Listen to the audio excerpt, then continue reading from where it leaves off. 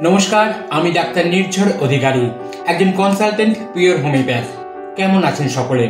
প্রতি শনিবারের মতন আজকেও একটা পার্সোনালিটি ডিসঅর্ডার নিয়ে উপস্থিত হয়ে গেছি আপনাদের সামনে। আজকে আমরা আলোচনা করব হিস্টিরিওনিক পার্সোনালিটি ডিসঅর্ডার অর্থাৎ HPT। দেখুন, অনেক সময় আমরা অনেক মানুষকে দেখে বলি পুরো নাটকীয় লোক, পুরো নাটকীয় ব্যক্তিত্ব, সেটা খুব বেশি নাটক করে বা মেয়েটা খুব বেশি নাটক করে। কিন্তু কখনো কি ভেবে দেখেছি এই ব্যক্তিত্বের মানুষগুলো একটা রোগে আক্রান্ত, এদের চিকিৎসা প্রয়োজন? না, আমরা কখনোই এটা ভাবি না। ফলে রোগীরা নিজেরাও তো এটা কখনো ভাবে না যে তাদের চিকিৎসা প্রয়োজন। এদেরকেই ডাক্তারি পরিভাষায় বলে হিস্টিরিওনিক পার্সোনালিটি ডিসঅর্ডার। দেখুন, এই রোগের কি কি লক্ষণ সেগুলো নিয়ে আমি প্রথমে একটু আলোচনা করব। তারপরে অবশ্যই বলার চেষ্টা করব যে যদি এই ধরনের রোগীদের চিকিৎসা না করা হয় তাহলে কিরকম সমস্যার সম্মুখীন হতে পারে আমরা নিজেরা এবং সেই রোগী এবং সমাজ। প্রথম যে লক্ষণ আমরা এই রোগীদের মধ্যে খেয়াল করি সেটা হচ্ছে অন্যের মনোযোগ আকর্ষণ করার খুব চেষ্টা করে এই ধরনের রোগীরা।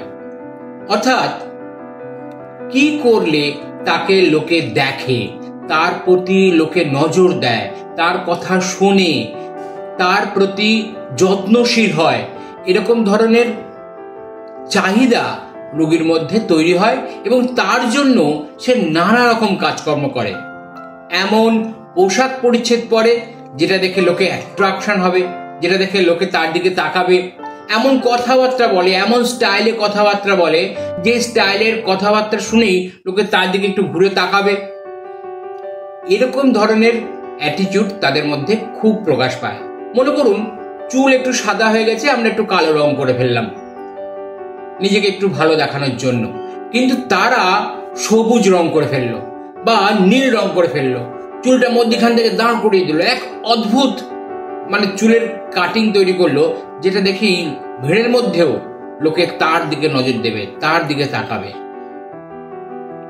দেখুন, সাধারণভাবে প্রতিটি মানুষের মধ্যেই একটা সাধারণ সাইকোলজি কাজ করে যে তাকে কেউ শুনুক, তাকে কেউ বুঝুক, তাকে কেউ নজর দিক, তাকে কেউ যত্ন করুক। কিন্তু এই ধরনের রোগীদের ক্ষেত্রে এটা এত অত্যাধিক যে তার জন্য তারা নিজেকে এক্সপোজ করে, তাদের পোশাক আশাক রুচিসম্পন্ন হয় না, তারা নিজেকে এমন ভাবে উপস্থাপন করে যেটা অনেক সময় দৃষ্টিকটু হয়ে ওঠে। কিন্তু তাদের লক্ষ্য কিন্তু তাকে যেন সবাই মনোযোগ দেয়, এটাই। রোগী হয়তো বুঝতে পারছে তার এরকম আচরণ, তার এরকম সাজগোজ, তার এরকম ড্রেস আপ দেখে তার শালীনতা নষ্ট হচ্ছে, তার সম্ভ্রম নষ্ট হচ্ছে, কিন্তু তাতে তাদের কোনো যায় আসে না।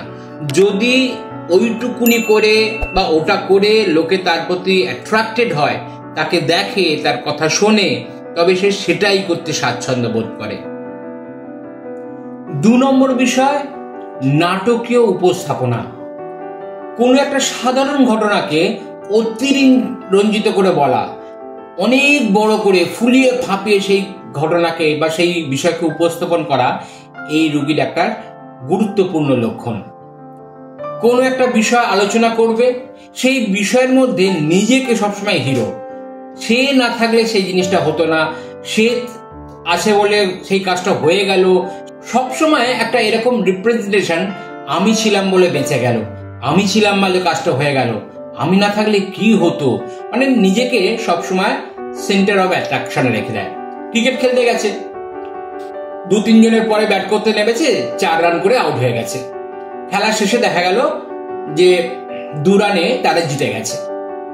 ও যখন গল্পটা বলছে তখন সবসময় নিজের কথা প্রকাশ করছে, ওই 4 রানটা যদি আমি না করতাম তাহলে কিন্তু আমরা ম্যাচটা জিততে পারতাম না, তখন কিন্তু আমরা 2 রানে হেরে যেতাম। ওই 4 রানটা আমরা করেছি বলেই ম্যাচটা আমরা জিতলাম। 11 জন প্লেয়ারের কন্ট্রিবিউশন, কৃতিত্ব, তার কাছে কোনো মূল্য নেই।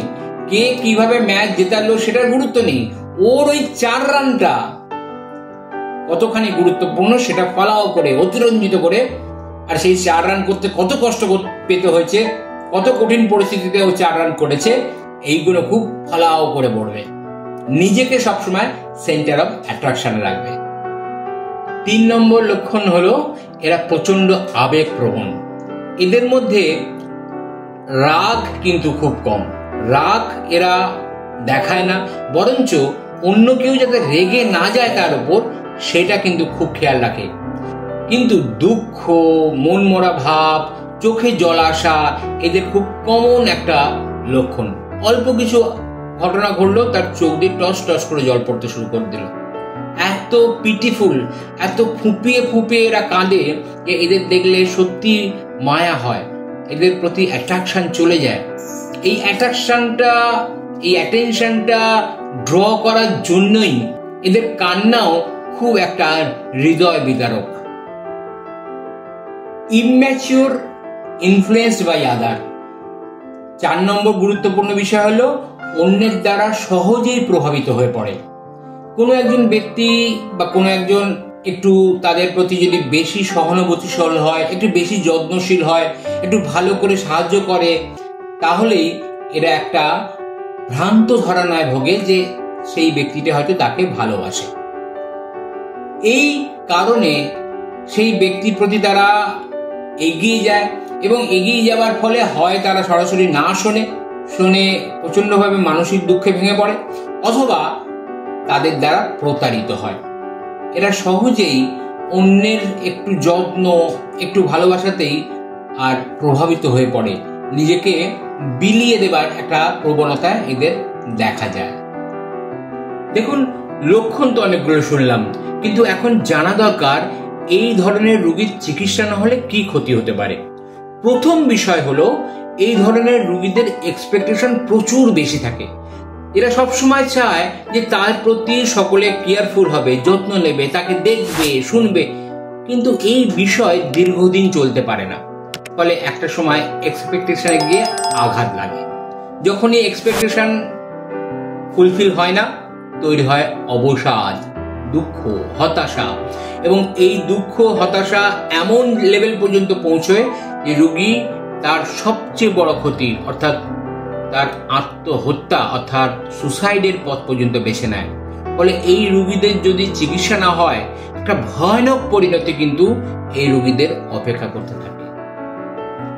দ্বিতীয় গুরুত্বপূর্ণ বিষয় হলো এই রোগীরা সবসময় চায় তার কেউ প্রশংসা করুক, তাকে সবাই প্রশংসা করুক, তার সবাই গুণগান করুক, সেন্টার অফ অ্যাট্রাকশনে সে থাকুক, কিন্তু বাস্তব চিত্রটা সম্পূর্ণ ভিন্ন হয়। সবসময় আপনার সবাই কেউ প্রশংসা করবে এটা হতে পারে না।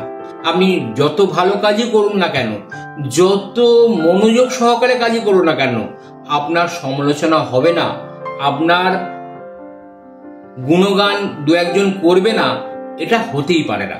এটা স্বাভাবিক ঘটনা, এটাকে আমরা মেনে নিতে পারি। কিন্তু এই ধরনের রোগীরা কিন্তু একটু মাত্র তার যদি সমালোচনা হয় একদম মেনে নিতে পারে না।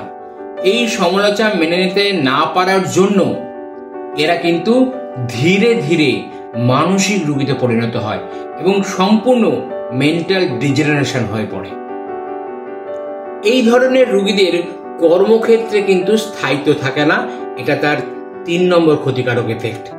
কারণ এরা যতদিন কর্মক্ষেত্রে প্রশংসিত হয় ততদিন ওই কর্মক্ষেত্রে লেগে থাকে।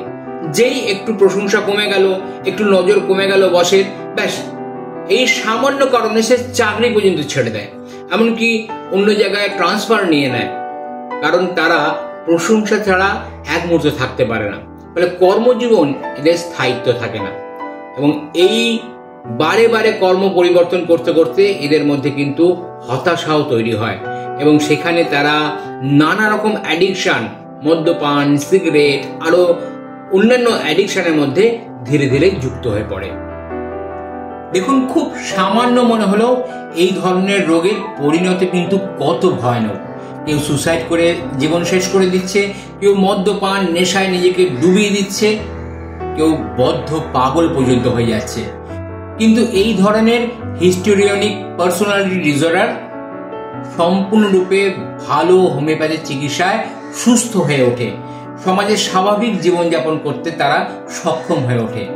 ফলে এই ধরনের রোগীদের, যাদেরকে আপনারা চোখ বন্ধ করলেই দু একজনকে নিশ্চয়ই খুঁজে পাবেন, তাদেরকে চিকিৎসকের শরণাপন্ন করুন। এটাও কিন্তু একটা সামাজিক সেবা। সকলে ভালো থাকুন, সুস্থ থাকুন। আবার দেখা হবে সামনের সপ্তাহে। নমস্কার।